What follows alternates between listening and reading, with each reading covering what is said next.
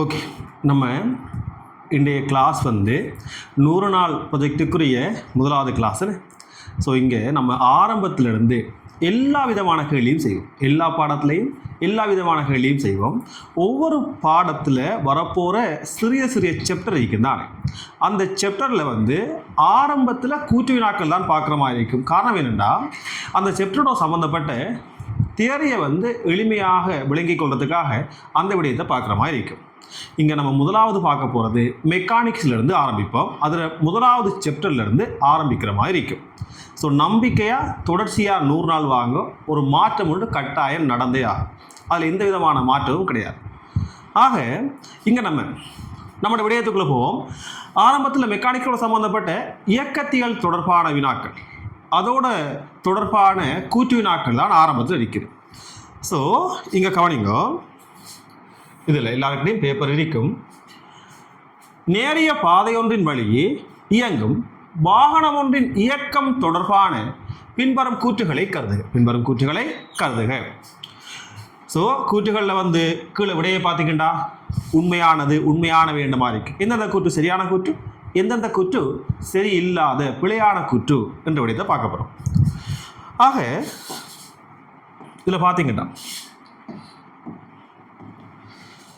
நேரிய பாதை ஒன்றின் வழியே இயங்கும் வாகனம் ஒன்றின் இயக்கம் தொடர்பாக முதலாவது வந்து வாகனத்தின் வேகமும் ஆர்முடுகளும் எதிரெதிர் திசைகளில் காணப்படலாம்.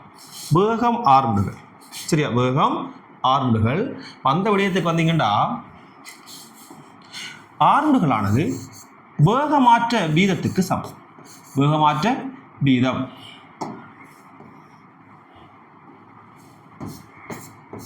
இந்த மாதிரி இருக்கு. அதாவது வேகமாற்றத்தின் கீழ் எடுத்த நேரம்.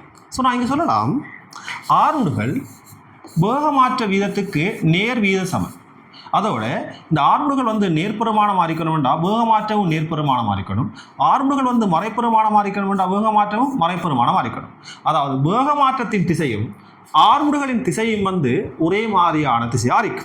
வேக மாற்றத்தின் திசை வேகத்தின் கிடையாது. ஸோ நான் இப்போ முதலாவது கூற்றை பார்க்க, சரியா. இதில் பார்த்தீங்கன்னா முதலாம் கூற்று வாகனத்தின் வேகமும் ஆர்முடுகளும் எதிரெதிர் திசைகளில் காணப்படலாம். வேகமும் ஆர்முடுகளும், வேக மாற்றம் கிடையாது. வேக மாற்றமும் ஆர்முடுகளும் எதிரெதிர் திசையில் காணப்படலாமா? கிடையாது. இது நேர் திசையண்டா இவரும் நேர் திசை, இவர் எதிர் திசையண்டா இவரும் எதிர் திசையாக இருக்கு. அந்த மாதிரி தான் இருக்கு. ஆனால் வேகம் ஆர்முடுகள் எதிராக காணப்படலாம். உதாரணமாக இப்போ நான் இந்த பக்கமாக இயங்கிக் கொண்டு போகிறேன், ஒரு வலது பக்கமாக இயங்கிக் கொண்டு போகிறேன் ஒரு வாகனத்தில். அப்படி செல்லுகின்ற போது சடுதியாக பிரேக்கை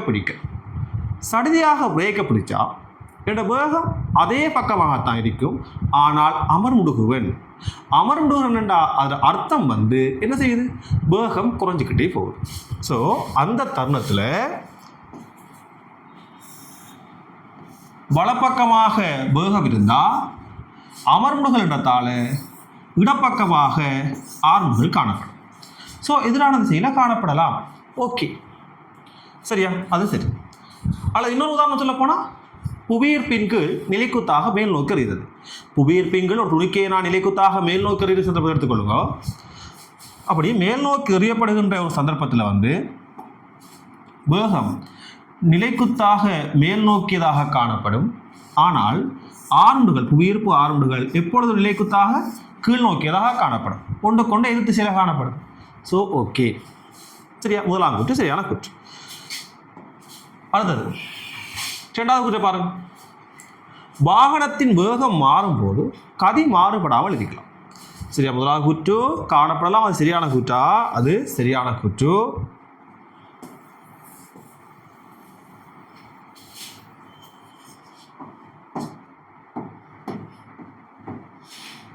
சரி, வேகம் மாறும்போது கதி மாறுபடலாம். பாருங்க, இங்க வேகம் என்று சொல்லும்போது நான் வேகம்ன்றது பருமன்சாக, வேகத்தின் பருமன்சாக திசையாக இருக்கும். ஆனால் இந்த வேகத்தின் பருமன் என்று சொல்லுகின்றது கதி. சரியா, வேகத்தின் பருமன் என்று சொல்லும்போது அது என்னவாக இருக்கப்போதுன்னா கதியாக இருக்கும். ஸோ வேகம்ன்றது கதியோட திசை சேர்ந்தது. ஸோ வேகம் மாறும்போது கதி மாறுபடாமல் இருக்கலாம். ஓகே, ஏன் வேகம் மாறத்துக்கு காரணம் திசையாக இருந்தால் கதி என்ன செய்யாது, மாறாது. உதாரணமாக வட்டப்பாதையில் இயக்குகின்ற ஒரு துணிக்கையின் இயக்கம், இந்த மாதிரியா ஒரு வட்டப்பாதை, இந்த வட்டப்பாதையில் ஒரு துணிக்கை ஒன்று மாறா கதியோடு இயங்குது. இந்த பக்கமாக பி, இந்த இடத்துல வரும்போது அதே கதி பி, இந்த இடத்துல வரும்போது அதே கதி பி. சரியா?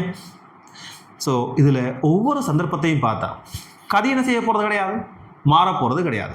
ஆனால் திசை என்ன செய்யுது, மாறுது. ஸோ வேகம் மாறுது. ஆகவே வேகம் மாறலாம், கதி மாறுபடாமல் இருக்கலாம். சரி, சரியா? அடுத்தது மூணாவது கூற்று, வாகனத்துக்கு வேகம் இருக்கும்போது, வாகனத்திற்கு வேகம் இருக்கும்போது ஆரம்புகள் பூஜ்ஜியமாக இருக்க முடியாது. ஏன்? வேகமாற்றம் இருக்கும்போது தான் பூஜ்ஜியமாக இருக்க முடியாது. வேகமாற்றத்துக்கு ஒரு பெருமானம் இருக்க வேண்டாம், கட்டாயம் ஆரம்புகளுக்கு ஒரு பெருமானம் இருக்கும். ஏன்? ஆரம்புகளானது வேகமாற்றத்துக்கு நேர் விகித சமன். ஆரம்புகளானது வேகமாற்றத்துக்கு நேர் விகித சமன். ஆனால் இங்கே வாகனத்துக்கு வேகம் இருக்கும்போது சொல்கிறாங்க, இந்த வேகம் சீரான வேகமாக இருந்தால், சரியா, சீரான வேகமாக இருந்தால் ஆரம்புகள் பூஜ்ஜியம். என்ன? ஆரம்புகள் பூஜ்ஜியம். ஆனால் சொல்கிறாங்க இருக்க முடியாதுன்னு சொல்கிறாங்க. எனவே இந்த மாதிரி வராது, இருக்கலாம். சரியா? ஸோ விட ஏயும் பியும் சரியானது. இதான் விடையா? அந்த விடையை நோட் பண்ணி கொள்ளுங்க.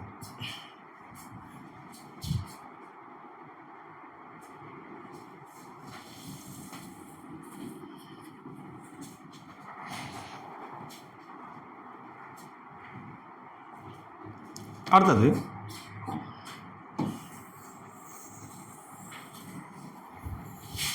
இரண்டாவது கூற்று, பின்வரும் கூற்றுகளை, இரண்டாவது கேள்வி, பின்வரும் கூற்றுகளை கருது. ஒரு துணிக்கையின் கதி மாறாதிருக்கும் போது வேகம் மாறலாம். என்ன? கதி மாறல ஆனால் வேகம் மாறுது. ஏன்? திசை மாறலாம். கதி மாறலன்ற பருமன் மாறல் அர்த்தம், வேகத்தில் பருமன் மாறல் அர்த்தம், ஆனால் திசை மாறுதுன்ற அர்த்தம். ஸோ வேகம் மாறுபடும். வட்ட இயக்கம், வட்ட இயக்கத்தில் வட்டப்பாதையில் சீரான கதியுடனான இயக்கமாக இருந்துச்சுன்னா கதி என்றது வேகத்தின் பருமன், அது மாறாது. ஆனால் என்ன மாறும்? திசை மாறும். எனவே வேகம் மாறும், வேகம் மாறலாம். எனவே இது சரியான கூற்று. ஓகே, அடுத்தது ஒரு துணிக்கையின் மாறா விசை தாக்கும்போது, ஒரு துணிக்கையில் மாறா விசை தாக்கும்போது அதன் வேகம் புறமாற்றம் அடையலாம். சரி பாருங்க, இந்த கேள்வியை பொறுத்த வரைக்கும் பி கூற்றையும் சி கூற்றையும் பாருங்களா, மாறா விசை தாக்கும் போது ஆர்முடுகள் மாறாதிருக்கும் போது ரெண்டு மூன்று தானே. ஏன்? நியூட்டனின் 2ஆம் விதிப்படி எஃப் ஆனது ஆர்முடுகளுக்கு குறித்த துணிவுடைய பொருளுக்கு எஃப் ஆனது ஆர்முடுகளுக்கு வித சமன் எடுத்துக்கொள்ளலாம் நம்ம. ஸோ அப்படி வித சமன் எடுத்துக்கொண்டா மாறா விசை தொழிற்படுதா அங்கே ஆர்முடுகள் மாறாதிருக்கும். மாறா விசைன்னு சொல்லும்போது சமப்படுத்தப்படாத விசை மாறா விசையாக அறிக்கணுமா. ஸோ அதன் வேகம் புறமாற்றம் அடையலாம். உதாரணமாக புவியீர்ப்பின் இயக்கத்தை சொல்லலாம், புவியீர்ப்பிங்கள் இயக்கத்தை சொல்லலாம். புவியீர்ப்பிங்கள் இயக்கத்தில் நிலைக்குத்தாக மேல் நோக்கி ஒரு துணிக்கு எறியப்பட்டால் ஆரம்பத்தில் வேகம் நிலைக்குத்தாக மேல் நோக்கியதாக காணப்பட்டு அதன் பின்னர் வேகம் நிலைக்குத்தாக கீழ் நோக்கியதாக காணப்படும். சரியா? ஆனால் எப்பொழுதுமே ஆர்முடுகள், சரி, எப்பொழுதுமே ஆர்முடுகள் நிலைக்குத்தாக கீழ் நோக்கியதாகத்தான் இருக்கும். சரியா? நிலைக்குத்தாக கீழ் நோக்கியதாகத்தான் காணப்படும். எனவே இதுவும் சரி, இதுவும் சரி, அனைத்தும் சரி,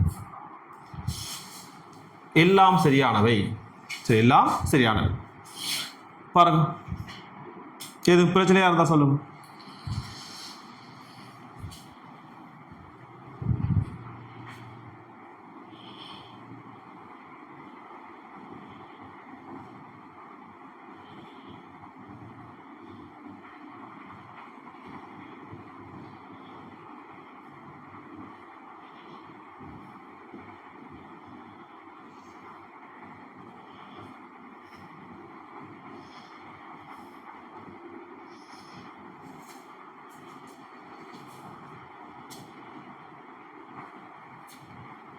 அடுத்தது மூணாவது கேள்வி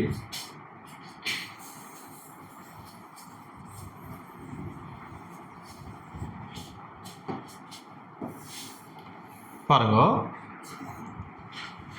பின்வரும் கூற்றுகளை கருதுக. நேரத்துடன் ஒரு துணிக்கையின் கதி மாறிலியாக இருக்கவில்லை. கதி வேகம் சம்பந்தப்படக்குள்ள உங்களுக்கு உடனே ஞாபகம் வரணும் என்ன விட வேண்டாம். கதி என்றது வேகத்தில் பருமன். வேகத்தை கருதும் போது திசையை நம்ம யோசிக்கணும். ஆனால் கதிக்கு அப்படி கிடையாது. ஸோ இங்கே நேரத்துடன் ஒரு துணிக்கையின் கதி மாறிலியாக இருக்குமெனின் அதன் வேகமும் நேரத்துடன் மாறிலியாக இருத்தல் வேண்டும். அது பிள்ளையான கூற்று. ஏன் திசை ஒன்று இருக்கே, இது பருமன் மாறல் அர்த்தம். சப்போஸ் கதி மாறாமல் இருந்து பருமன் மாறாமல் இருந்து திசை மாறுமெண்டா வேகம் என்ன செய்யும்? மாறுபடும். ஆக இது பிள்ளை. சப்போஸ் ரெண்டாவது கூற்றை பாருங்க. வேகம் மாறலியாக இருந்தால், வேகம் மாறலி என்ற அர்த்தம் வேகம் என்றது பருமனும் திசையும். வேகம் என்று சொல்லும்போது வேகம் மாறல் என்று சொல்லும்போது பருமன் மாறல்ல, அடுத்தது திசை மாறல்ல. ஆக பருமன் மாறலண்டா கதி மாறல்ல.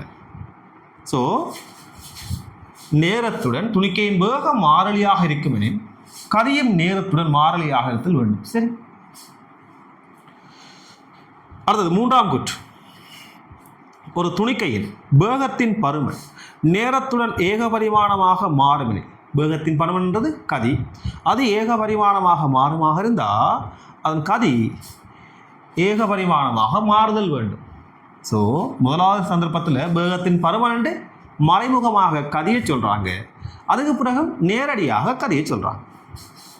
ஸோ இதுவும் சரி. ஆக இந்த வினாவுக்கு B, C ஆகியன சரியானவை.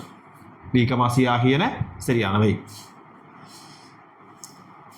ஸோ இது கதி வேகத்தோடு சம்பந்தப்பட்ட விடை.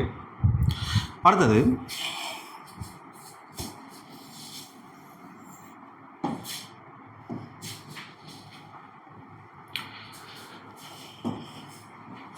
அடுத்த கேள்வி பார்ப்போம்.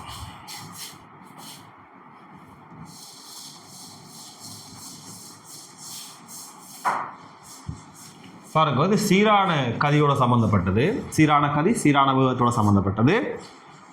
நான்காவது கேள்வி. கார் ஒன்று தனது இயக்கத்தின் போதான மொத்த தூரத்தின் 2/5 பங்கு தூரத்தை B1 கதியிலும் மிகுதி 3 பங்கு தூரத்தை B2 கதியிலும் பயணம் செய்யுமாக இருந்தால் அதன் சராசரி கதி. இப்போ இந்த மாதிரி கேள்வி வந்தால் எளிமையாக செய்கிறதுக்கு இலகுவான முறை 2 விடயத்துக்கு பார்த்து தரும். அதுக்கு பிறகு இந்த கேள்விக்கு வரும்.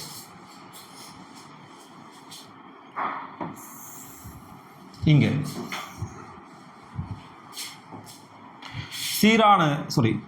சராசரி கதியை பார்ப்போம். சராசரி கதி இங்கே ஆரம்பத்தில் பார்ப்போம். ஒரு துணிக்கை இயங்கும் போது அந்த துணிக்கை வேறு தூரங்களை வேறு நேரத்தில் அல்லது வேறு கதியில் இயங்குது. இந்த மாதிரியான சந்தர்ப்பத்தை எடுத்துக்கொள்கிறேன். ஆரம்பத்தில் பாருங்க, இந்த மாதிரியாக நேரான பாதை வழியை இயங்குகின்ற துணிக்கை முதல் அரைவாசி தூரத்தை S1, அடுத்த அரைவாசி தூரத்தை S, இந்த மாதிரி போகுது. இங்கே போன கதி B1, இந்த தூரத்தை சென்ற கதி B2, அப்படியாக இருக்கு. இப்போ இதுக்கு சராசரி கதி கேட்டான். நேரடியாகவே சராசரி கதி எந்த ஒரு சந்தர்ப்பமாக இருந்தாலும் நேரடியாக சமன்பாட்டுக்கு போயிடும். அதாவது ஒரு சராசரி கதி என்றது மொத்த தூரம், பயணம் செய்த மொத்த தூரத்திங்கள் அதுக்கு அடுத்த நேரம். ஸோ இப்போ இந்த இடத்துல இந்த முதல் அரைவாசி தூரத்தை பயணம் செய்கிறதுக்கு அடுத்த நேரம் T1, அடுத்த அரைவாசி தூரத்தை பயணம் செய்கிற அடுத்த நேரம் T2. இப்படியாக இருந்தால் சராசரி கதி சமன் பாருங்க, மொத்த தூரம் 2 S கீழே T1 சாக T2. ஆக இந்த T1 சாக T2 என்று சொல்லும்போது நான் நேரத்துக்கு பதிலாக தூரத்திங்கள் கதி என்று போடலாம். ஆக இந்த நேரத்துக்கு பதிலாக இந்த தூரத்திங்கள் இந்த கதி, இந்த நேரத்துக்கு பதிலாக இந்த தூரத்திங்கள் இந்த கதி. ஸோ நான் சொல்கிறேன் S இன் கீழ் B1 சாக S இன் கீழ் B2, இந்த மாதிரி இருக்கு. சரியா? ஸோ ஸோ அவ்வளோதான் சுருக்கிறதா சரி. இப்போ இங்கே எஸ் கட் பண்ணப்பட்டுரும். மேலே 2 கீழே போமஸ் எடுத்தா B1 சாக B2 கீழே B1 B2. ஆகவே 2 B1 B2 இன் கீழ் B1 சாக B2. சரி, B1 சாக B2. இப்போ இந்த இடத்துல பாருங்களா, இது உங்களுக்கு ஓகே, இதில் பிரச்சனை கிடையாது. இந்த இடத்துல இங்கே நான் அரைவாசி தூரம் சரியா. இதுவே சமமான பங்கு எஸ் தூரம் முதல் ஒண்டிங்கள் 3 பங்கு, அடுத்த ஒண்டிங்கள் 3 பங்கு, அடுத்த ஒண்டிங்கள் 3 பங்கு. இந்த கதி B1, இந்த கதி B2, இந்த கதி B3.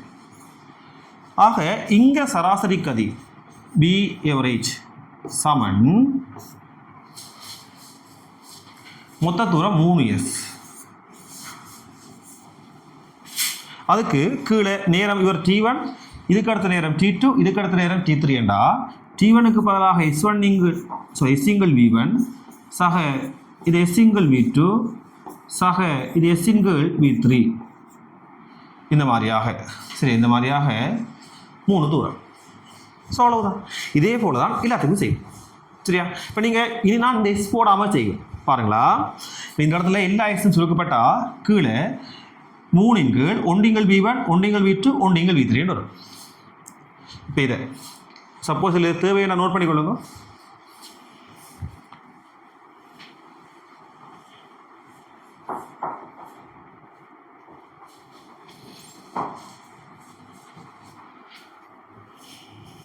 சரியா. இந்த இடத்துல பாருங்க, இங்கே பொதுவாக உதாரணமாக சொல்கிறேன், இந்த மாதிரி இயங்குது சொல்லப்படுது. 7 பிரித்து 2 பங்கு தூரத்தை B1 என்ற கதி, 7 பிரித்து 3 பங்கு தூரத்தை B2 என்ற கதி. 7 பிரித்து அதான் மிகுதி தூரம். 7 பிரித்து 2 பங்கு போய்த்து, 7 பிரித்து 3 பங்கு போய்த்து, மிகுதி என்றா 7 பிரித்து திரும்பவும் 2 B3 என்ற கதி. இப்படி போகுதுண்டா இந்த இயக்கத்துக்கான சராசரி கதி. பாருங்க, 7 பிரித்து 2 பங்கு தூரத்தை நான் 2s எடுத்துக்கொண்டா இது 3s ஆரிக்கும், இது 2s ஆரிக்கும் சரியா. இப்போ எஸ்ன்றதை விடுவோமே, இது 2 பங்கு 3 பங்கு 5 பங்கு. ஆக நான் சராசரி கதிக்கு வரும்போது நேரடியாக 2 பங்கு 3 பங்கு 2 பங்குண்டா மொத்தம் 7 பங்கு. 7 பங்கு தூரத்தின் கீழ் நேரம் 2 பங்குக்கு கீழே B1, 2 இன் கீழ் B1 சக இங்கே 3 இன் கீழ் B2 சக இந்த இடத்துல 2 இன் கீழ் B3. அவ்வளோதான். இது அங்கால சுருக்கிறதா சரி.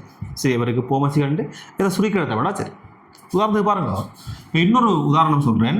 இன்னும் ஒரே ஒரு உதாரணம் பார்த்துட்டு அடுத்ததுக்கு போவோம், டீட்டெயிலாக பார்த்துக்கொள்வோம் சரியா. நம்ம தியரியையும் ரிமைண்ட் பண்ணிக்கொள்ளணும். என்ன மாதிரி எல்லாம் வரப்போதோ அந்த மாதிரியெல்லாம் பார்த்து போயிடணும். இப்போ இந்த இடத்துல இதை 3 சொல்கிறேன்.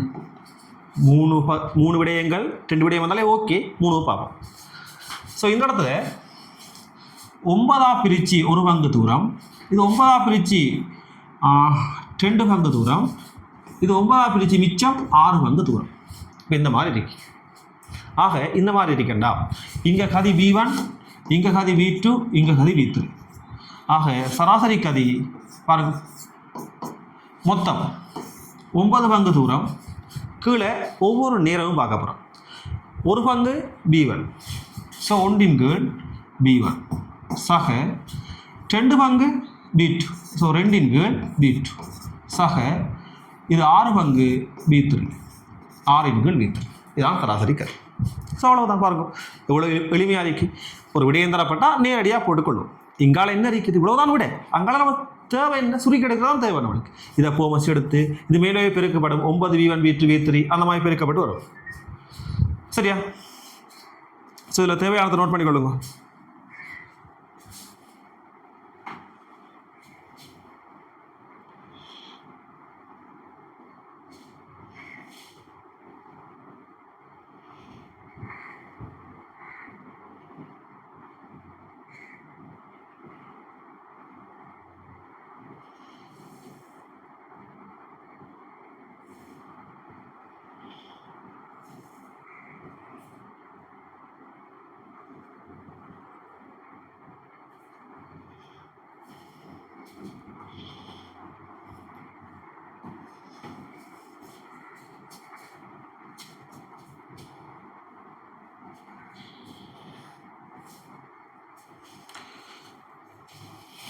சரியா?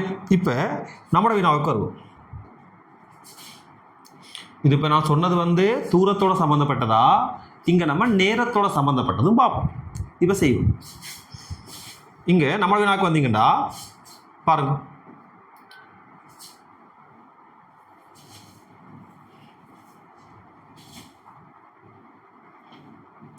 காரொன்று தனது இயக்கத்தின் போதான மொத்த தூரத்தின் 2 பங்கு தூரத்தை B1 உடையும் 3 பங்கு தூரத்தை B2 உடையும் போகுது.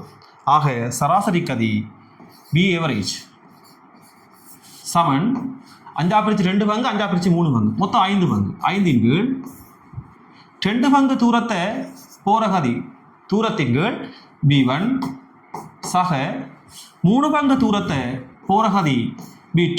ஸோ தூரத்தின் கீழ் B2 இது ஒரு டைம், இது ஒரு டைம். ஸோ மொத்த தூரத்தை மொத்த நேரத்தால் பேச்சிருக்க. இப்போ போமஸ் எடுத்தால் கீழே B1 B2 வரும், அது மேலே போய் பெருக்கப்பட்டால் 5 B1 B2 கீழே போமஸ் எடுக்கக்குள்ள மாறி பெருக்கப்படும் 2 B2 சக 3 B1 2 B2 சக 3 B1. இதுதான் சரியா? நோட் பண்ணிக்கொள்ளுங்களா? தேவையான விடயத்தில் அவங்களுக்கு என்னென்ன தேவைன்னு உங்களுக்கு தான் தெரியும், அதை நீங்கள் நோட் பண்ணிக்கொண்டீங்கன்னா சரி.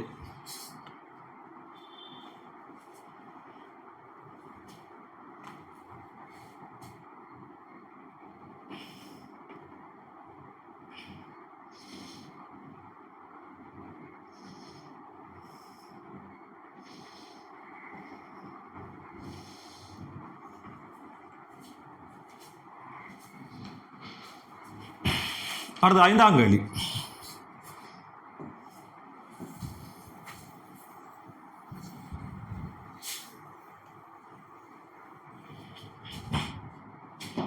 பாருங்க, 5வது கேள்வி. நேரிய பாதை வழியே இயங்கும் மோட்டார் சைக்கிள் ஒன்று. சைக்கிளோட்டி ஒருவர் அவர் பயணம் செய்த மொத்த தூரத்தின் முதல் அரைவாசியை 10 மீட்டர் செகண்ட் -1 என்னும் மாறா கதிர்வெண்ணும். ஸோ இங்கே தூரத்தை பற்றி கதைக்காங்க. முதல் அரைவாசி தூரம் வந்து 10. மிகுதி அரைவாசி தூரத்தை T நேரத்தில் பயணம் செய்தார். ஸோ மிகுதி அரைவாசி தூரம் T நேரத்தில் பயணம் செய்கிறாராம். நேரத்தை கொண்டு வரப்படுதுங்க. மிகுதி அரைவாசியை பயணம் செய்த T நேரத்தில், அந்த நேரத்தில் 3/1 பங்கு நேரத்தில் 30ஓடையும் மிகுதியை வந்து 20ஓடையும் போகிறாராம். இதுக்குரிய சராசரி கதி. இங்கே தூரங்களும் சம்மந்தப்படுது, நேரங்களும் சம்மந்தப்படுது. இப்போ தூரம் வந்தால் எப்படி செய்யறேன்னு இப்போ பார்த்தோம், நேரம் வந்தால் எப்படி செய்யறேன்னு இப்போ பார்க்கப்படும். சரியா? பாருங்க, இப்போ நேரம் சம்மந்தப்படுமாக இருந்தால் முதலாவது விஷயம் சமமான நேரத்துக்கு பார்ப்போம். சமமான நேரம் இருக்குமாக இருந்தால் என்ன மாதிரியாக செய்வோம்? இயங்குகின்ற சந்தர்ப்பத்தில் முதல் அரைவாசி நேரம், அடுத்த அரைவாசி நேரம், இந்த நேரத்தில் வேகம் B1, இந்த நேரத்தில் வேகம் B2. ஸோ இப்போ நம்மளுக்கு வேகம் கதி தெரியும், கதியோ வேகம் தெரியும். நேரம் தரப்பட்டிக்கு சமமான நேரம். இப்போ சராசரி கதி மொத்த தூரத்திங்கள் மொத்த நேரம். ஸோ சராசரி கதியானது மொத்த தூரத்திங்கள் மொத்த நேரம். மொத்த நேரம் பாருங்க, T சக T மொத்தமாக 2T. தூரம் என்று சொல்லும்போது கதியையும் நேரத்தையும் பெருக்கி வரதான் தூரமாக இருக்கும். இது ரெண்டையும் பெருக்கி வரது தான் தூரமாக இருக்கும். ஆக B1 தர T சக B2 தர T. அவ்வளோதான். இது மொத்த தூரம் கீழே மொத்த நேரம். ஸோ TT எல்லாம் கேன்சல் ஆனால் B1 சக B2 கீழ் 2. இப்போ சமமான நேரம் என்று வரக்குள்ள சாதாரணமாக கூட்டி போட்டு பிரித்து விடுறோம். இப்போ இதுவே 3 விதமான நேரங்களாக தரப்பட்டான்.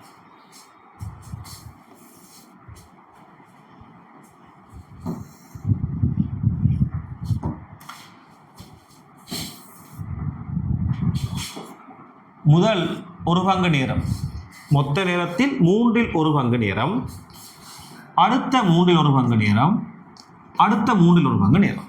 நம்ம 3ஆக பிரித்து ஒன்று அப்படி போட தேவையில்லை. T 3T மொத்த நேரம் 3T எடுத்துக்கொண்டா சமமான நேரங்களாக பிரித்து கொள்ளலாம். இது B1, இது B2, இது B3, இந்த மாதிரியான கதை. ஆக மொத்தம் இந்த இடத்துல சரியா சராசரி கதி என்று வரும்போது சராசரி கதி என்ற விடயம் சொல்லப்படும் போது மொத்த நேரம் 3t வரும்போது தூரங்கள் என்ன மேலே தூரங்கள் போடணும், மொத்த தூரம் போடணும். ஸோ இந்த தூரம் இந்த தூரம் இந்த தூரம் அனைத்து தூரத்தையும் கூட்டுவோம். தூரம் என்றது கதிதர நேரம். ஆக b1 இன்டு t சக b2 இன்டு t சக b3 இன்டு t இந்த மாதிரியாக வரும். ஆக மொத்தமாக எல்லாத்துலேயும் t வந்து கேன்சல் ஆனால் b1 சக b2 சக b3 by 3 இந்த மாதிரி வரும். சரியா? இது சமமான நேரமாக இருந்தால் இப்போ இதுவே இப்போ தேவையானது நோட் பண்ணிக்கொள்ளுங்க. என்ன விட வேணும் பார்ப்போம். சரியா? இன்னும் சில விடையும் பார்ப்போம்.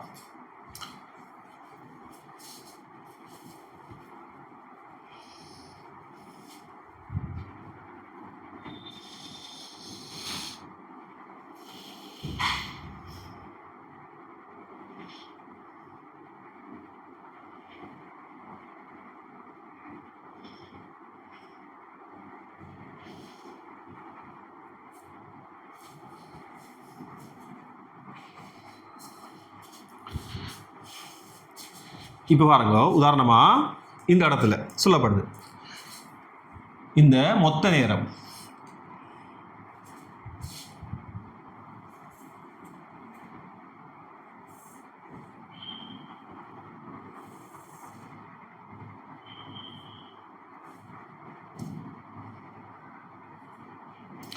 இங்கே பார்ப்போம்.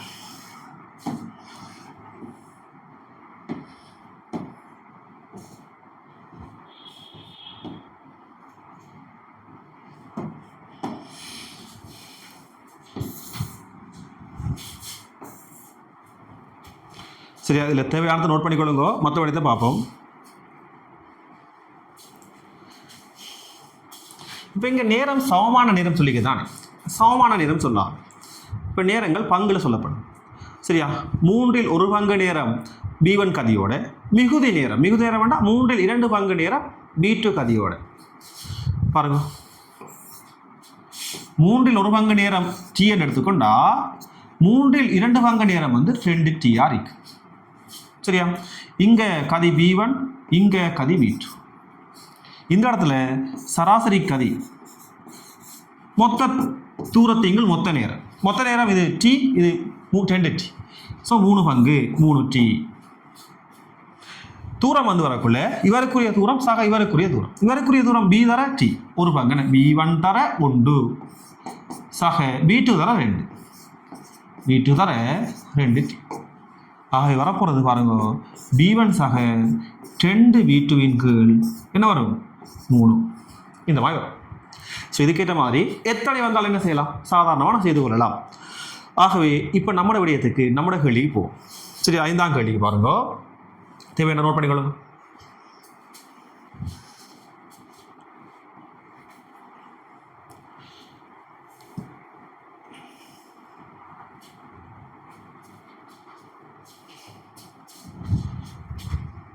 பார்ப்போம்.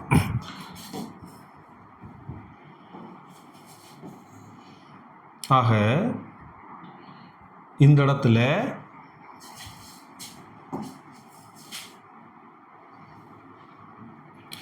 நேரிய பாதை வழியே இயங்கும் மோட்டார் சைக்கிள் ஓட்டி இதில் அரைவாசி நேரமாக சொல்கிறாங்க. முதல் அரைவாசியில் வந்து கதி வந்து 10 மீட்டர் செகண்ட் -1. சரியா? அடுத்த நேரத்தை பற்றி கேட்காங்க. மிச்சமாக வரப்போகிற அரைவாசி தூரத்தை பயணம் செய்த நேரம் டீயா. அந்த நேரத்தில் 3ஆ பிரிச்சு 1 பங்கு வந்து 30ஓடையும் மிகுதி 20ஓடையும் போகிறாங்க. ஆக இது 3ஆ பிரிச்சு 1 பங்கு, இது 3ஆ பிரிச்சு 2 பங்கு. சரியா? அடுத்து இது தூரம் அரைவாசி தூரம், இது மொத்தமாக சேர்ந்து அரைவாசி தூரம். ஆகவே இந்த இடத்துல பாருங்க,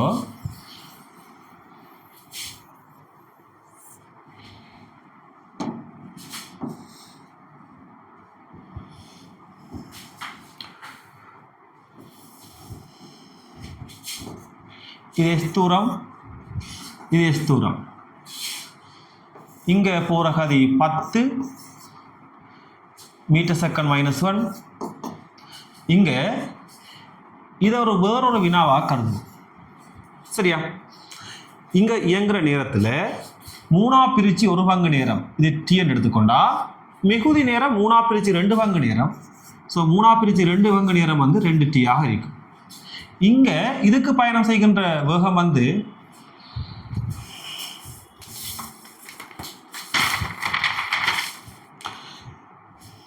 முப்பது.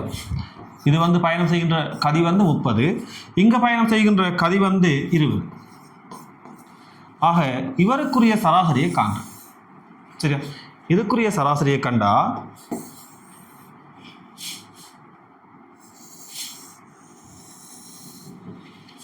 இவருக்குரிய சராசரி பி எவரேஜ் மொத்தம் 2 1 3 பங்கு நேரம். சரியா? 3 பங்கு நேரம். இந்த 1 பங்கு 30. ஸோ 30 டி, இந்த 3 டி மேலே 30 டி சக 20 தர 2 டி, 30 சக 40 இங்கு 3. ஸோ 70 கீழே 3. அவ்வளோதான். இந்த தூரத்துக்கு 70 இங்கு 3, இந்த தூரத்துக்கு 10. ஆகவே தற்போது நான் இந்த சராசரி கண்டுகொள்ளலாம். இந்த இடத்துல மொத்த சராசரி பி எவரேஜ் மொத்த சராசரியா, இது இவருக்கு மட்டும் சராசரி கண்டது. இங்கே மொத்த சராசரி இது எஸ் தூரம், இது எஸ் தூரம். ஆக மொத்தம் 2 எஸ் தூரம். கீழே தனித்தனியாக டைம் போடுவோம்.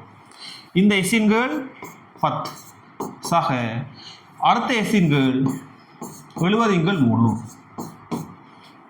ஆகவே வரப்போகிறது 2 10 தர 70 இன்கள் 3. கீழே இது இங்கே வகுக்கப்படும், இது இங்கே பெருக்கப்படும். ஸோ 70 இன்கள் 3 சக 10. சரி, 70 இன்கள் 3 சக 10. ஒரு சுருக்கல். இதை போமஸ் எடுத்தால் இது 70 இன்கள் 3, இது 10. போமஸ் எடுத்தால் 30 மாறும். சரி, போமஸ் எடுத்தால் 30 மாறப்போது. 30 சக 70 100, 100 இன்கள் 3.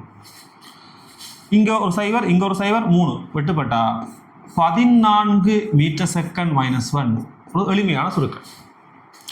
ஸோ இதுதான் நமக்குரிய சராசரி கதியா. நோட் பண்ணிக்கொள்ளுங்க.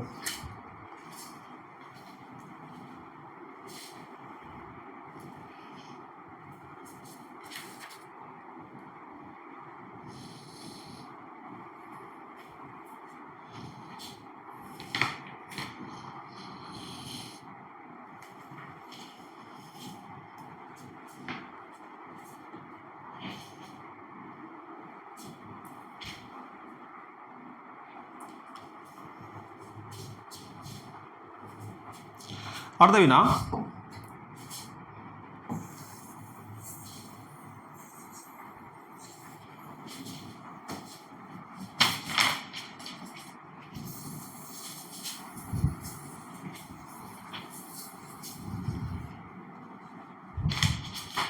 சரியா?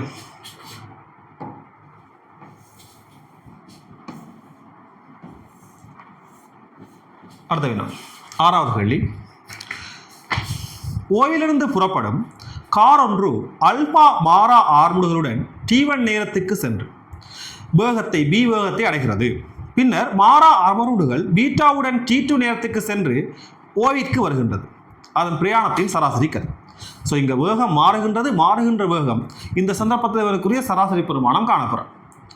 இதில் ஒரு விடயம் சீராக மாற்றமடையுமாக இருந்தால், அப்படி சீராக மாற்றமடைகின்ற ஒரு விடயம் அல்லது ஒரு கணியத்துக்கு சராசரி பெருமானம் என்றது அதன் ஆரம்ப பெருமானத்தையும் இறுதி பெருமானத்தையும் கூட்டி 2ஆக பிரிச்சுக்கொள்ளும்.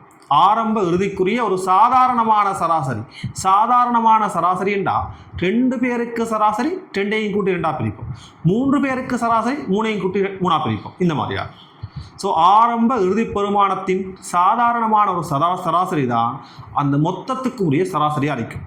இப்போ ஒரு கணியம் வந்து சீராக மாறும்போது, அதாவது இப்போ இங்கே இதில் பாருங்க, ஏதோ ஒரு கணியம், இங்கே ஒரு கணியம் எக்ஸனும் கணியமானது உதாரணமாக நேரத்துடன் சீராக மாறுது, சீராக அதிகரிக்குது. கட்டாயம் அதிகரிக்கணும்னு அவசியம் கிடையாது, குறையலாம், பிரச்சனை கிடையாது. இதில் ஆரம்ப பெருமானம் x1, இதில் தற்போதைய இந்த பெருமானம் x2. சரியா? தற்போதைய பெருமானம் வந்து x2. இந்த பெருமானமா இந்த பெருமானம் x2. ஆக இது ஆரம்பம், இது தற்போது, இது x1 இது x2. இது மொத்தத்துக்குமான சராசரி என்னன்னு கேட்டால் x1 சக x2/2. இதுதான் இந்த எக்ஸுக்குரிய சராசரி பெருமானமாக அமையும். சரியா? இது எப்படின்னா சீராக மாறுபடா, சீராக தொடர்ச்சியாக அதிகரிக்கலாம் அல்லது சீராக தொடர்ச்சியாக குறைவடையலாம் ஏதோ. ஸோ இப்போ இதை வச்சுக்கொண்டு இப்போ நம்ம சொல்லப்பட்ட வினாவுக்கு வர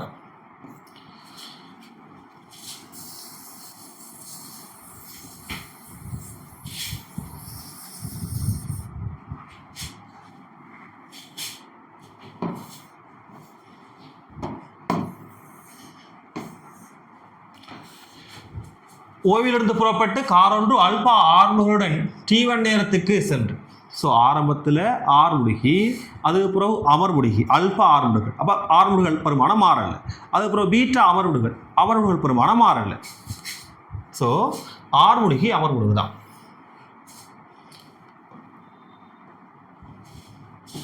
இப்போ இதுக்கு நான் வேகத்துக்கும் நேரத்துக்குமான வரைவு கூறுவனண்டா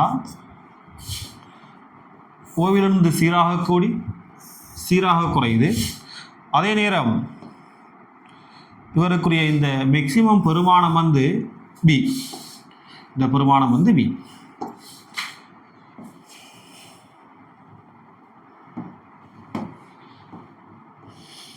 இதுக்குரிய சராசரி பெருமானம். இது ஆரம்ப பெருமானம் 0, இந்த இடத்த பெருமானம் பி. ஆகவே இந்த பகுதிக்குரிய சராசரி 0 சக b/2 b/2. சரியா? b/2. அதே போல இந்த பகுதிக்குரிய சராசரி b சக 0/2. என்ன, இங்கே b இருக்குது, இங்கே 0 இருக்குது. ஸோ b சக 0/2. ஆகவே வரப்போகிறது b/2. ஆக இந்த பகுதிக்கும் சராசரி b/2 தான், இந்த பகுதிக்கும் சராசரி b/2 தானண்டா, மொத்த சராசரியும் b/2 தான். எனவே இந்த இயக்கத்துக்குரிய மொத்த சராசரி b/2. சரியா? இதுதான் விடையா, b/2 தான் விடையா இருக்கு.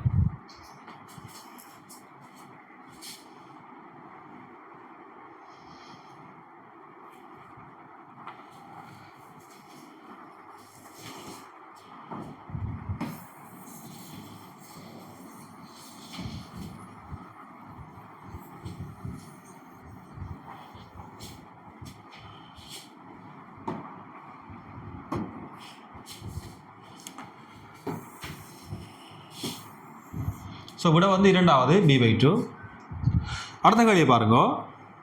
கிடையுடன் தீட்டா கோணத்தில் எறியப்படும் பொருள் ஒன்றின் உயர் உந்தத்திற்கும் இழிவு உந்தத்திற்கும் இடைப்பட்ட விகிதம். ஆகவே இது ஒரு இருபரிமாண இயக்கம். சரியா? எறிய பாதையில் இயங்குகின்ற சந்தர்ப்பம். ஸோ இந்த எறிய பாதையில் இயங்குகின்ற சந்தர்ப்பத்தை எடுத்துக்கொள்கிறேன்.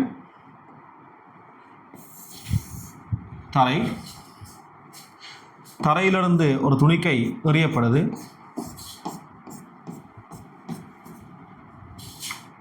அந்த பாதை இந்த மாதிரியான ஒரு எறிய பாதையாக அமையும். இங்கே எறியப்படுகின்ற துணிக்கை ஆரம்பத்தில் b எனும் வேகத்தோடு எறியப்படுது. இது அவருக்குரிய அதிஉயர் தானத்தை அடையும் போது இருக்க போகிற வேகம் கிடையாக இருக்கிற வேகம் மட்டும்தான். இந்த எறியல் கோணம் தீட்டாவாக இருந்தால் இந்த இடத்துல இருக்கிற வேகம் வந்து கிடை வேகம் b cos தீட்டாவாகத்தான் இருக்கு. அதான் அது வேகமாக இருக்கு. ஸோ கிடை வேகம் b cos தீட்டா மாறப்போகிறது கிடையாது. போக நிலைக்குத்து வேகம் குறை. இந்த இடத்துல வந்து நிலைக்குத்து வேக கூறு காணப்படும்.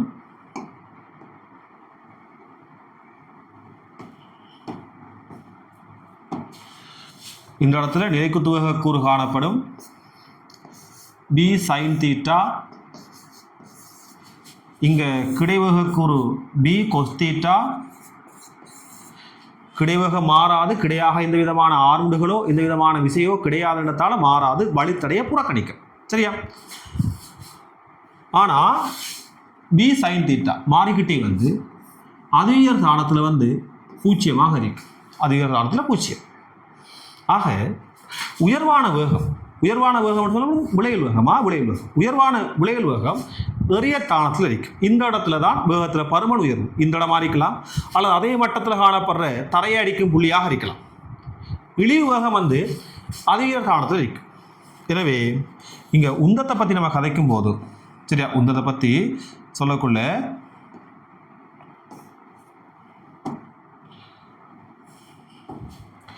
இந்த இடத்துல உந்தம் சரியா, இந்த இடத்துல உந்தம் உயர்வாக காணப்படும், இந்த இடத்துல உந்தம் இழிவாக காணப்படும் சரியா.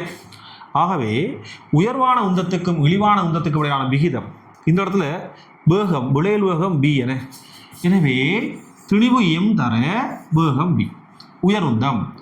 இதுக்கும் இந்த இடத்துல காணப்பட போகிற உந்தம் இழிவு உந்தம் இது வந்து எம் தர பி கொஸ்தீட்டா சரியா, இதுக்குமான விகிதம். So M into we cancel ஆனால் வரப்போகிறது 1க்கு கொஸ்தீட்டா 1:2 கொஸ்தீட்டாவாக இருக்கு. இதுதான் உயர் உந்தத்துக்கும் இழிவு உந்தத்துக்கும் இடையிலான விகிதமாக இருக்கு சரியா. நோட் பண்ணிக்கொள்ளும். எது பிரச்சனைன்னா சொல்லுங்க.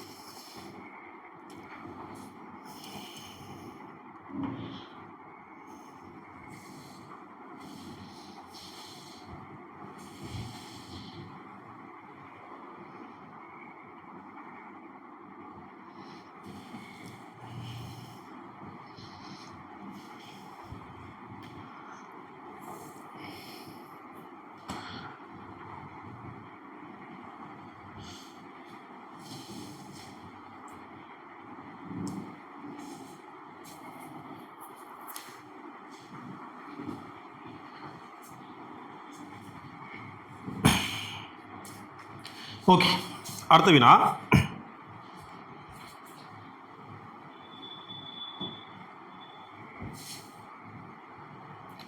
இந்த மாதிரியாக பாருங்க.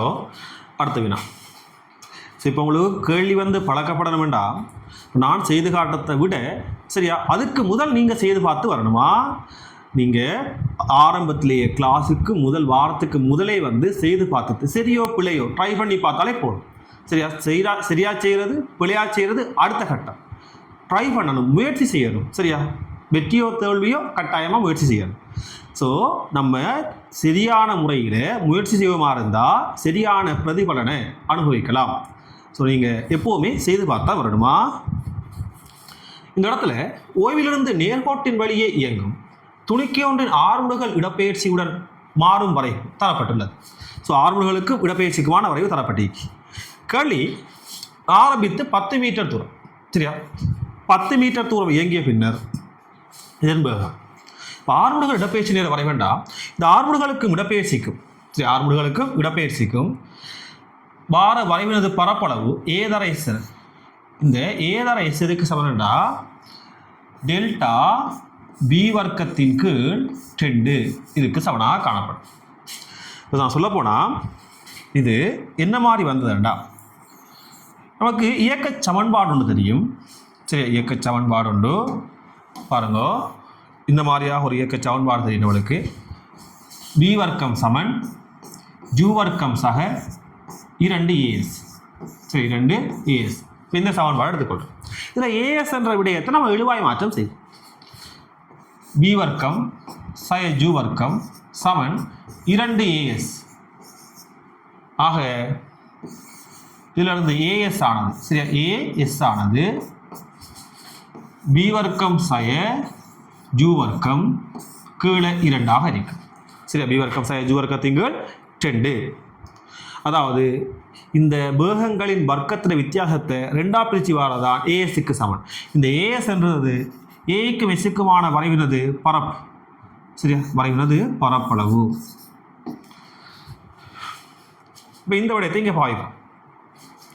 இதில் பாருங்க, இந்த விடயத்தை இதில் பாய்ச்சிக்கொள்கிறேன். இந்த மாதிரியாக ஒரு வரைவு இருக்கு. இந்த வரைவை பார்த்தா உங்களுக்கு விளங்குது. இப்படி ஒரு வரைவு காணப்படுது. இந்த வரைவில் 10 செகண்டுக்கு பிறகு, சரியா, 10 செகண்டுக்கு பிறகு தான் கேட்டி. ஆரம்பத்தில் வேகம் 0, ஓய்விலிருந்து ஸ்டார்ட் பண்ணுறது சொல்லப்படுது. ஆகவே ஆரம்ப வேகம் 0. 10 செகண்டுக்கு பிறகு வேகம் கேட்டால் இப்போ நம்மளுக்கு தேவையான பரப்பளவு இங்கே இந்த வரைவுக்குரிய இவ்வளவு பரப்புமாக இருக்கும். சரியா, இவ்வளவு பரப்புமாக இருக்கும். இப்படியாக இருக்கு. சாரி, இல்லை, சின்ன வித்தியாசம். 10 வரைக்கும், 10 வரைக்கும் இவ்வளவுத்துக்குரிய பரப்புமாக இருக்கும். 10 வரைக்கும். அப்போ நான் இதை ஒரு சின்ன முக்கோண பரப்பு, செவ்வக பரப்பு, ஒரு சரிவக பரப்பு, அல்லது மொத்தமாக இது ஒரு சரிவக பரப்பு, இது ஒரு சரிவக பரப்பு வச்சுக்கொள்ளலாம்.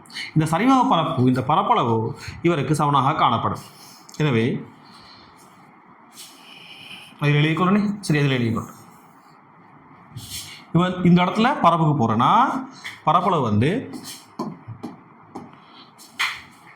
இந்த பரப்பளவு அரை தர சமாந்திர பக்கங்களின் கூட்டுத்தொகை இவ்வளவும் சக இவ்வளவும். இது 8, இது 6, ஆகவே 14 தர செங்குத்தியரம் இவ்வளவு 10 சக இந்த பரப்பளவு. சரியா, இந்த பரப்பளவு அரை தர சமாந்திர பக்கங்களின் கூட்டுத்தொகை 2, இது 4, 6 தர செங்குத்தியரம் இது 2. இது வந்து பரப்பளவு. இது வந்து எதுக்கு சமனாரிக்க போது? இறுதி வேகம் v வர்க்கம் சய 0 கீழே 2. இது சுருக்கெடுத்தோம்டா இந்த ரெண்டு கேன்சல், 2 கேன்சல், 14 சாக 6, 20, 2 பெருக்கினா 40. எனவே b வர்க்கம் சமன் 40. b ஆனது வர்க்கம் மூலம் 40. சரி, b ஆனது வர்க்கம் மூலம் 40 மீட்டர் செகண்ட் -1. அதாவது 4 தர 10, 2 வர்க்கம் மூலம் 10 மீட்டர் செகண்ட் -1. நோட் பண்ணிக்கொள்ளுங்க. சாதாரண ஒரு பரப்பனை, ஒரு வித்தியாசமான, கொஞ்சம் வித்தியாசமான கேள்வி. வெளியே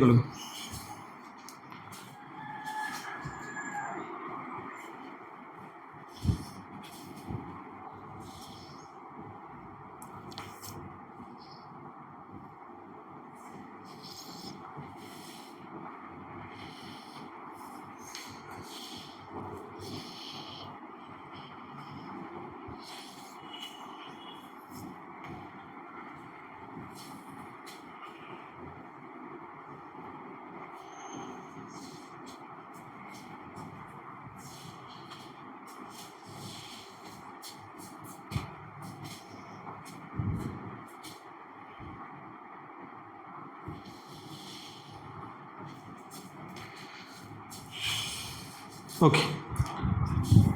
அடுத்த 9ஆம் வினா.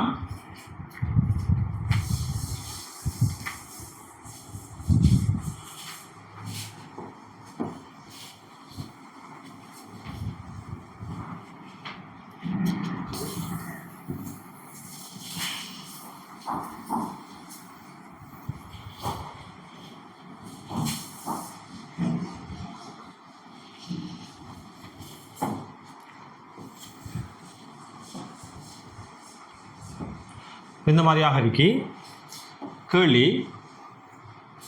ஓய்விலிருந்து இயங்கும் 0.5 கிலோகிராம் துணிவுடைய துணிக்கை ஒன்றின் ஆறுமுடுகள் நேர வரைவு.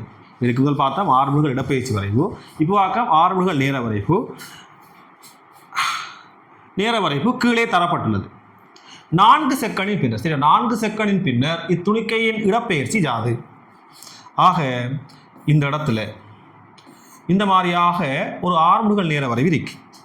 இப்போ நான் ஆறுமுகல் நேர வரைவையும் இயக்க சமன்பாடையும் பயன்படுத்தி இங்கே காண முடியும். ஆனால் ஒரு நிபந்தனை என்னென்னா சீரானதாக, ஆறுமுகல் சீரானதாக இருந்தால் தான் நம்மளுக்கு இயக்க சமன்பாடுகள் பயன்படுத்தலாம்.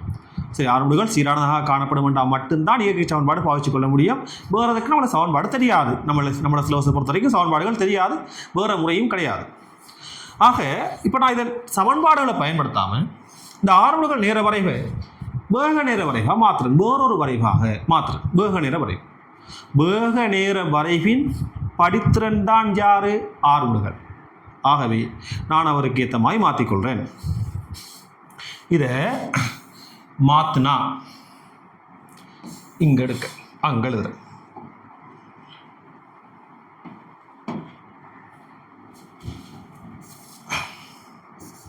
வேகம் நேரத்துடனான மாறல் ஆரம்பத்தில் ஆரம்புகள் மாறாப்பெருமானம் நேர்பெருமானம். ஆகவே இது ஒரு மாறாப்பெருமானம். சாய்வு வந்து மாறாதா இருக்கணும், நேர்பெருமானம் எடுத்தால் கூர்கோணம் அமைக்கணும். அது பிறகு 2லிருந்து 4 செகண்ட் வரைக்கும் என்ன வரப்போதும் ஒரு சீரான வேகம் வரும். ஏன் 6 தானே சீரான வேகம். அது பிறகு 4லிருந்து 6 செகண்ட் வரைக்கும் -2, அதாவது அமர்வுடுகள். ஸோ அமர்வுடுகி ஓய்வடையுது. இந்த மாதிரி வருது. ஸோ இதுதான் இங்கே வரப்போகிற வரைபாக இருக்கும்.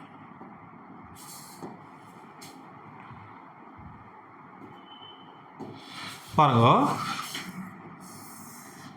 இங்கே இங்கே இது 2 செகண்ட், இது 4, இது 6, இது 0. இப்போ இந்த இடத்துல வேகம் காணணுமே. இந்த இடத்துல வரப்போகிற உயர் வேகம் காண வேண்டியிருக்கும். இந்த வேகம் வந்து வரப்போது பாருங்க, ஆர்முடுகள் நேர வரைபடிக்கு தானே. அந்த ஆர்முடுகள் நேர வரைபட பரப்பளவு a×t எதுக்கு சமன்டா வேக மாற்றத்துக்கு சமம். நமக்கு தெரிஞ்சது தான் v7 ஜூசக ஏடியிலிருந்து ஏடி ஆனது v ஜூ, அவ்வளோதான். ஆரம்பத்தில் ஜூ வந்து 0. சரி, ஜூ வந்து 0. இந்த கேள்வியை பொறுத்த வரைக்கும் பரப்பளவு பாருங்க, இதுதான் ஆரம்பத்தில் 2 செகண்ட் வரைக்குமான பரப்பளவு.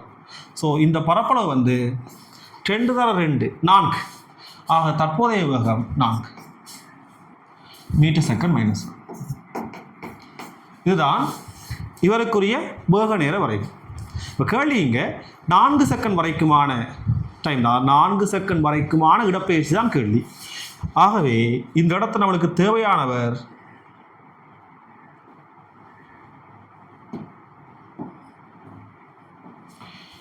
நான்கு செகண்ட் வரைக்குமான இந்த பரப்பளவு, இவ்வளோதான் தேவை. இந்த பரப்பளவு அரைதர சமாந்திர பக்கங்களின் கூட்டுத்தொகை. இந்த பக்கம் 4, இந்த பக்கம் 2, ஸோ மொத்தமாக 6 தர செங்குத்தியரம் 4. ஸோ வரப்போகிறது 12 மீட்டர். சரியா? தேவை அதை நோட் பண்ணிக்கொள்ளுங்க. 12 மீட்டர்.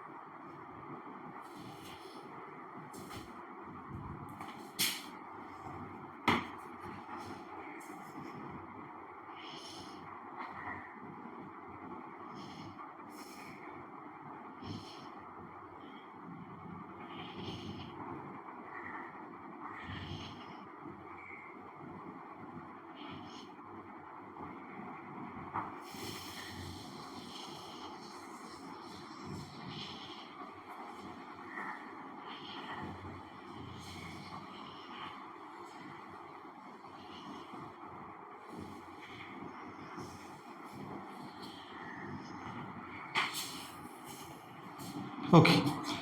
ஆக அடுத்த வினா,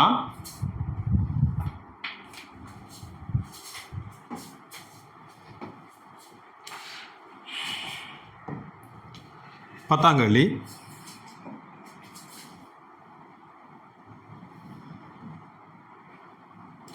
பாருங்க, 2 P, Q எனும் ஒப்பமான சாய்தளங்கள் தரையில் நிலைப்படுத்தப்பட்டு காணப்படுகின்றன. P, Q என்பன முறையே கிடையுடன் 60 பாகை கோணம், 30 பாகை கோணம் சாய்வுடையது.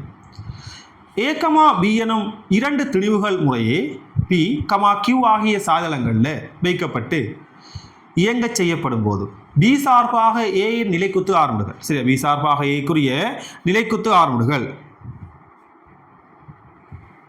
சரியா? ஸோ இப்போ பாருங்க, சார்பான ஆர்முகள் கேட்கப்பட்டிருக்கிறேன், சார்பான ஆர்முகள். அப்போ யார் சார்பாக கேட்கப்படுதோ அவரில் நம்ம பூச்சியவன் எடுத்துக்கொண்டால் அவர் சார்பாக மற்றவருக்கு என்ன பெருமானமாக இருக்கும், அல்லது அவரை விட இது எவ்வளவு அதிகமாக காணப்படும், இந்த மாதிரியாக யோசிக்கலாம்.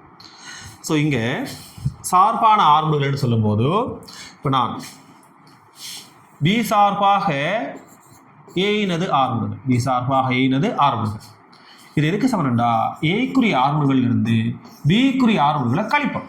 சரியா, யார் சார்பாக கேட்கமோ அவருக்கு கழிச்சு பெற்றுக்கொள்ளுவோம். சரியா, கொஞ்சம் வெயிட் பண்ணுங்க.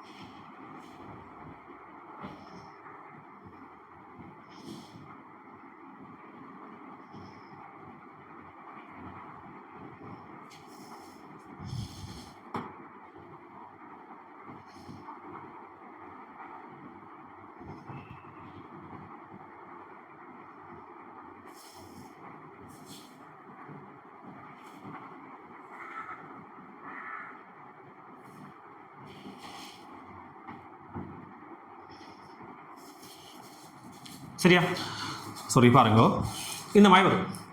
இப்போ நம்ம இந்த சார்பான ஆரம்புகள் உண்மையிலேயே திசைகளை பொறுத்து தான். இந்த ஆரம்புகள்ன்றது காவிக்கணியம். காவிக்கணியம் என்றால் திசைகளை பொறுத்து தான் பருமன் வந்து ரெண்டு கூட்டப்பட்டு வரப்பதா, கழிக்கப்பட்டு வரப்பதா, அல்லது வேறு ஏதாவது ஒரு பருமன் வரப்பதா. காவிக்குரிய விளைவு என்ன, காவிக்குரிய விளைவு அப்போ என்ன மாதிரி வரும் என்று பார்க்கலாம். இப்போ காவிக்குரிய விளைவுகளோடு சொல்லும்போது அவங்களோட பருமன்கள கூட்டுத்தொகை உயர்ந்தபட்ச பெருமானமாக இருக்கும், பருமன்கள வித்தியாசம் இழிவு பெருமானமாக இருக்கும். வரப்போகிற விளைவுகள் ரெண்டுக்கு இடைப்பட்டதாகவோ அல்லது ரெண்டில் ஏதோ ஒன்றுக்கு சமமாகவோ காணப்படலாம். ஸோ இந்த விடயம் ஆனால் நிலைக்குத்தான ஆரம்புகள் தான் கேட்டிருக்காங்க. சார்பு ஆரம்புகள் நிலைக்குத்தான ஆரம்புகள் தான் கேட்கப்பட்டிருக்கு. ஆக இப்போ இந்த இடத்துல இங்கே வர பாருங்க,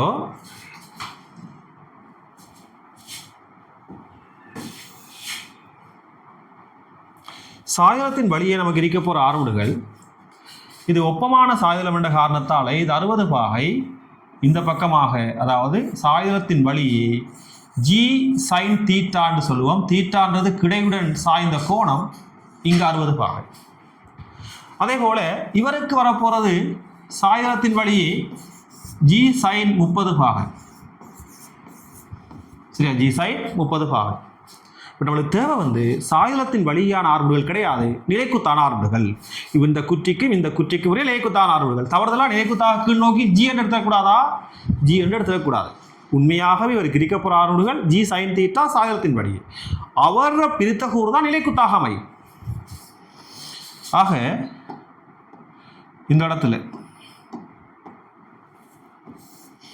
நிலைக்குத்தாக கீழ் நோக்கி ஜி சைன் 60 தானே, இந்த சைன் 60 பிரிக்கப்புறேன்.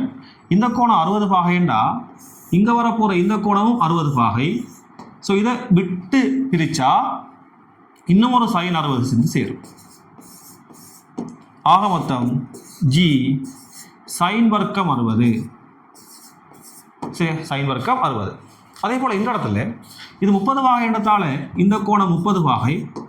நிலைக்குத்தாக கூறுபடுத்தினா ஜி சைன் 30 சேர்ந்து இந்த பக்கமாக இவரை பிரிக்கக்குள்ள 30 பாகை கோணத்தை விட்டு வாரேன். ஸோ ஜி சைன் வர்க்கம் 30 இந்த மாதிரி வரும். அதாவது இது ஜி தர சைன் 60, சைன் வர்க்கம் 60ன்றது 3 வர்க்கம் உள்ள 3 என்ற வர்க்கம் என்ன. அதே போல் இந்த இடத்துல சைன் வர்க்கம் 30 என்று அரை, ஜி தர அரை. இதுவும் நிலைக்குத்தாக கீழ் நோக்கியதாகத்தான், இதுவும் நிலைக்குத்தாக கீழ் நோக்கியதாகத்தான். எனவே சார்பான ஆர்முகள்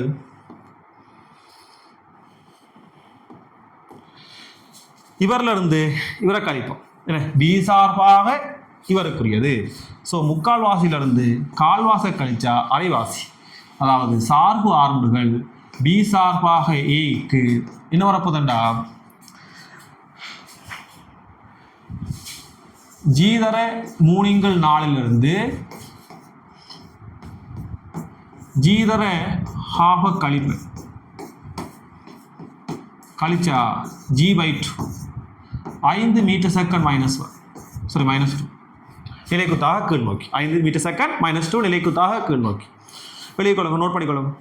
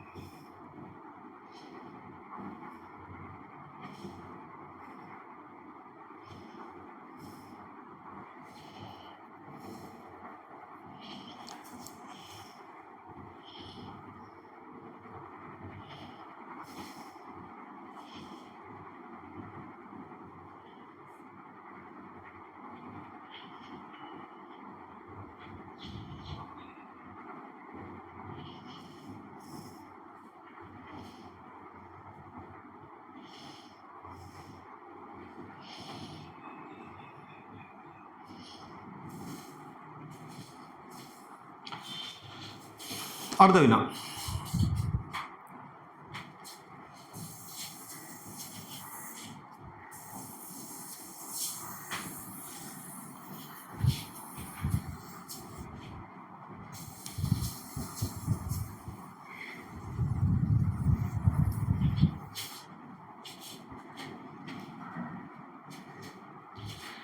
அடுத்தது 11ஆம் வினா.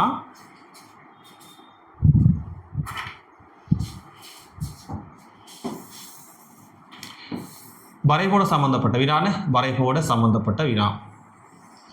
ஆக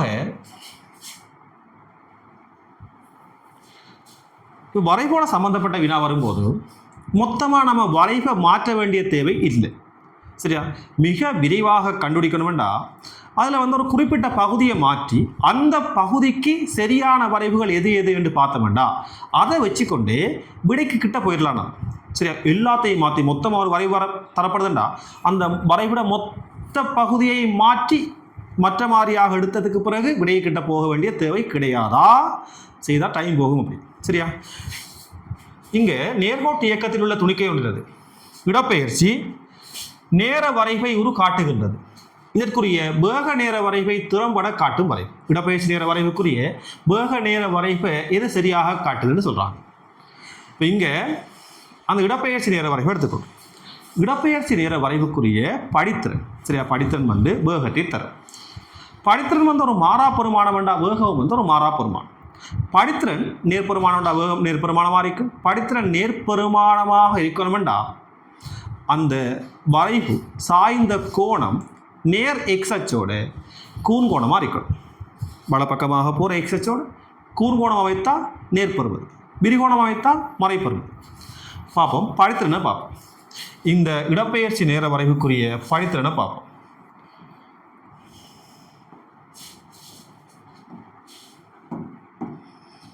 இதில் பாருங்க, இந்த மாதிரியாக இருக்கிறது.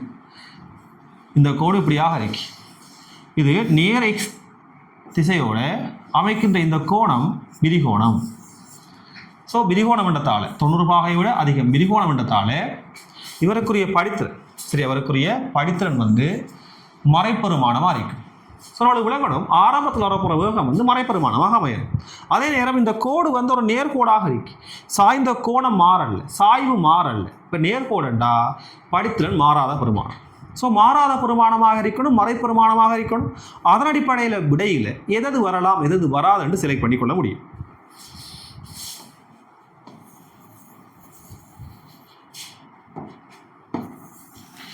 இங்கே 5 வரைவுகள் காணப்படுது. இந்த வரைவை பார்த்து சொல்லிக்கொள்ளலாம், நேர்பெருமானம் வராது. இங்கே ஆரம்பத்தில் வேகம் கூடுது, வராது. நம்மளுக்கு மாறா பெருமானம், மறைப்பெருமானம். இங்கே ஆரம்பத்தில் குறைஞ்சிக்கிட்டே போகுது, மறைப்பெருமானம். இங்கே அதுவும் விடைதான். இங்கே மறைப்பெருமானம். பாருங்க, அவ்வளவுதான் விடை. இதுதான் விடை. இந்த 3வது தான் விடையாக இருக்கும், மறைப்பெருமானமாக வருது. இது மட்டும்தான், மற்ற யோசிக்க தேவையில்லை. கட்டாயம் அந்த 5ல் இவர் மட்டும்தான் ஆரம்பம் சரியா இருக்குன்னா அதான் விடையா இருக்கணும், இல்லைன்னா விடையே இருக்காதாங்க. ஸோ இங்கே பாருங்க, இன்னும் இதில் மேலதிகமாக சொல்ல போனால் சரி, மேலதிகமாக சில விடயம் இதில் சொல்ல போனால் பாருங்க,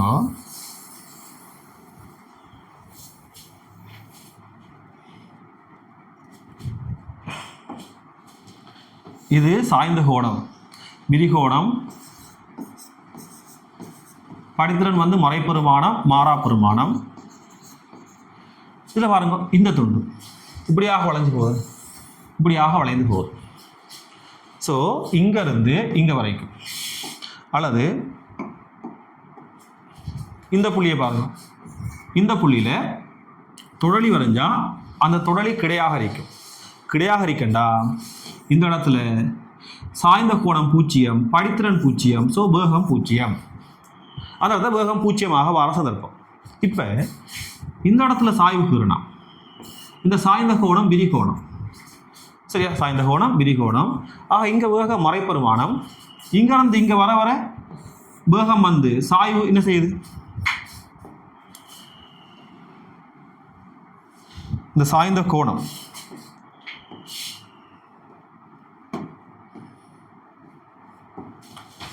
பாருங்க, இங்கே இந்த கோணத்தில் பருமனை விட இங்கே வர போகிற கோணத்தில் பருமன் சின்ன. ஸோ இங்கேருந்து போ சாய்வு குறைஞ்சிக்கிட்டே போகுது. அதாவது பருமன் குறைஞ்சிக்கிட்டே போகுது, மறைப்பெருமானத்தில் குறையுது. இப்படி என்ன இங்கே இருக்கிறத விட இங்கே இருக்கிறத விட இங்கே சாய்வு குறையுது, அதை விட இங்கே சாய்வு குறையும், அதை விட இங்கே சாய்வு குறையும். அப்படியே வந்து சாய்வு கிடையாது தானே. இது எல்லாத்தையும் நினச்சி பார்த்தா இந்த மாதிரியான ஒரு வளைந்த கோடாக இருக்கும். இந்த இடத்த 0 இருக்கும். இப்போ இந்த விடயத்தை எல்லாம் வச்சும் என்ன செய்யலாம்? நம்ம விடை இதான முடியும்.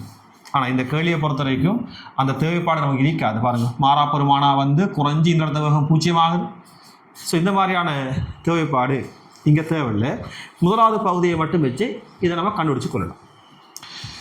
ஆக இந்த மாதிரியாக நம்முடைய இந்த 100 நாள் ப்ரொஜெக்ட் வந்து வேலை திட்டம் வந்து ரொம்ப மிக சிறப்பான முறையில் போகும். ஆனால் எந்த பக்கம் மட்டும் இல்லை, நீங்களும் வந்து ஒழுங்காக வந்து சரியா ஒழுங்காக படித்து வாரத்துக்கு முதல் கிளாஸுக்கு நுழைய முதல் வந்து எல்லாத்தையும் செய்து பார்த்துட்டு வந்து சரியோ பிள்ளையோ செய்து பாருங்கள். 100 நாள் தொடர்ச்சியாக போகும்டா 100 நாளைக்கு பிறகு வார உங்களோட பரீட்சை சிறப்பாக அமையும் நம்மளோட பாடத்தில். சரியானே? அதுக்கு நான் உத்தரவாதம் தரேன். நீங்களும் படிக்க வேண்டியிருக்கும். சரியானே? ஆக அடுத்த கிளாஸில் பார்ப்போம், தொடர்ச்சியாக பார்ப்போம், அடுத்த கிளாஸில் பார்ப்போம்.